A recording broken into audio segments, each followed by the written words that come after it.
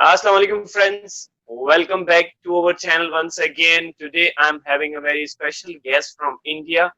Her name is Miss Purvi. Hi Purvi, how are you? Absolutely fine. How about you?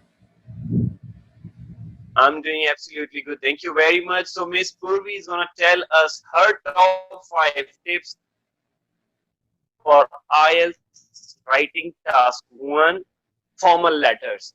So over to you Purvi, the stage is yours. Thank you so much, Nawab. It's been honor that you have invited me into this link, and I was been waiting for this. That somebody has to be there with me, and then we can interrogate about IELTS tips, which is really important for the students to deliver lecture because there are so many things on the internet, but they're not following it. So I am very much. I appreciate that you have invited me into this zone of link that you have created. Thank you very much. We also honor your decision of accepting our invite to join us very much. Yeah, so actually, I wanted to give the tips to the students about the formal letters. Uh, so, can I carry on or you want to speak something? Sure. No, sure. Please go ahead. Okay, thank you, Nawab. I would like to talk about a formal letter, which is a type of a letter in general writing test. So it's a kind of a letter wherein we need to write a letter.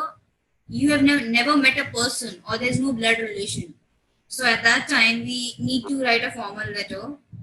Uh, Formal letters are usually of number of reasons. The second most important point is students don't know what are we supposed to write. So there are number of reasons of this wherein we write a letter. The first reason is either someone is asking you an advice or assistance or any kind of a compensation. At that time, we write a formal letter.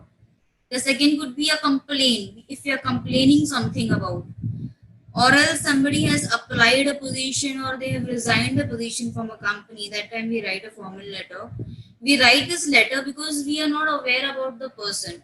We know them by name, but then we are not knowing about them personally. There is no personal relation or a blood relation with that person. So at that time we write certain things which are known as formal letter writing.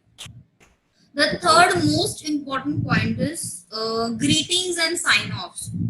Now, what are greetings? Some students say we are not aware about greetings, but normally we do greet our elders, our seniors whenever we meet them.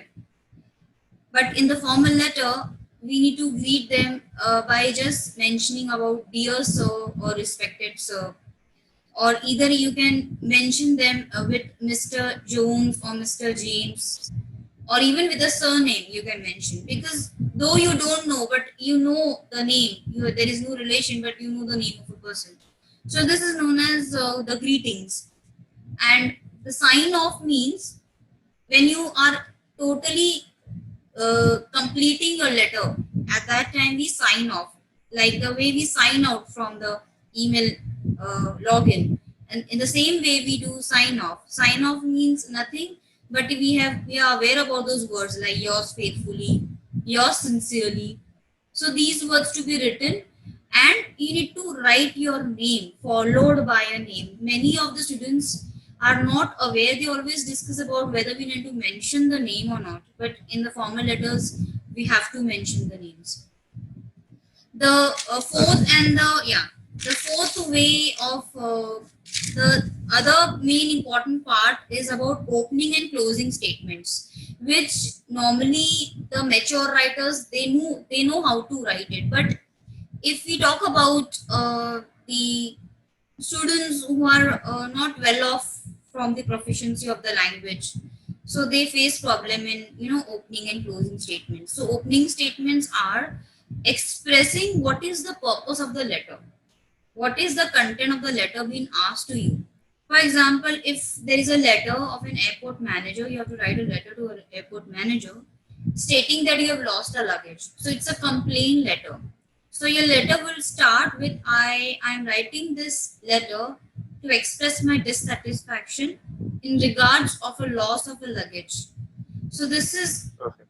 this is your opening statement. Whenever the opening statement differs according to the letter, an opening statement could be an invitation. For example, somebody has invited formally. The invitation is totally formally, but somebody has invited you. So you'll be writing, I'm writing in response to the invitation sent to me for the purpose of some advertisement. So this is how we Mm-hmm. invite. So the purpose of the letter is an opening statement, and it is very much important part. It clears, it tells how are you going to write the other structures. In the same way, we have Mm-hmm. closing statements. Closing statements are also important. The way we open a letter, in the same way, we should know how to end a letter. Whenever we end a letter, we always give gratitude to the respected person we have written a letter. The gratitude could be thanking for giving me your kind attention to this matter. So we are going to thank them because they are helping you to find out your lost luggage. So this line would be coming at the end of your paragraphs. So it should not be written together. It should be a separate line. So this is one. This is the step that we need to follow. Apart from that, paragraph and structures is the most important points that we need to cover in formal letter. Now, everybody knows what are paragraphs and structures, but they don't know how to make a structure. The structures are of different types, like simple sentences, compound sentences, complex structures. So students know how to make simple and compound very well, but when it comes to complex, they face problem. So we make structures like True. complex structure, which states which has a more weightage of band score. Fine. The next comes grammar. So grammar is see, I would students are aware about grammar, everything they know it, but the letter comes it with politeness. You need to be very courteous and politely to be written, even if it is a complaint letter. So if you're writing a complaint letter, if you're writing a complaint letter to someone that you have lost a luggage, so you have to use a word if you can help me into this matter, it would be my humble request if you can help me into this matter at early as possible. Or if you can help me into this matter at earliest possible, that would be really a good line if you politely speak to them, though you're complaining through this letter. So this is how is Mm-hmm. grammar. So you need to be your formal writing should be very politely written, even if it is a complaint. The next part is punctuations. Now, full stops, commas, semicolons should be very well written. Everybody knows how to put punctuations. Now, whenever you have a place's name mentioned, before that, we always use a full stop, stating with the common noun and a proper noun, right? Uh, and one more important thing that students don't do it is they are contracting the points. They are contracting the letters by writing short forms. So I would suggest to students that they should use long forms instead of contracted forms. Like it's you're supposed to write it is, it will. So there would be an apostrophe and double L. So it should be prohibited. I think there are more margins. There is a low band score in it. So I think students should not use contracted Mm-hmm. forms. Instead, they should use long forms of Perfect. structures. And the last but not the least, this is the most important thing that students don't do. Managing the time is into your hands. How do you manage the time is up to students' hand.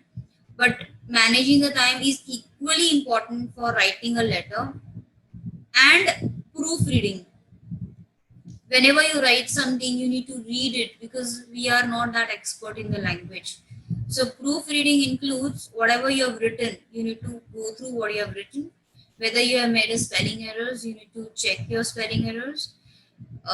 Grammatical error mistakes can be even rectified by the candidate itself. And word limit, that is the most important thing. If you are crossing more than 200, doesn't matter. But if you are under length, if you're not even crossing 150, then there would be the markings would be less, or there would be a chances of low band score. So it should be around 160, 170. This would be the range for whenever you proofread it. Okay, that's it from my Mm-hmm. end. All right, Purvi, thank you very much. First of all, these tips are obviously amazing because uh, many of the students are unaware about the difference between formal and informal. That's why we requested you to like have a presentation about the formal letters. And the last two tips, like not using the contractions form of the verb, so it was good.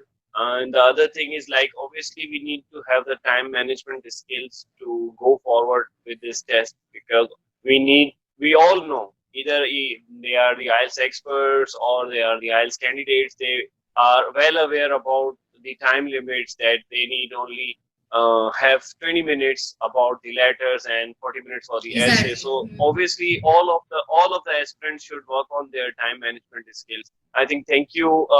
At the end, I'll be like thank you, saying thanks to you that you have joined us. We are really happy. And in the end, we'll once again request you that if in future, in case we'll have another request of joining us for this podium, I think for another session. So you will be kind enough to accept our invitation. Of course, I would be joining whenever you want the session again. Uh, Thank you. Actually, thank you for giving me this privilege. I would recommend, to give me more sessions like this.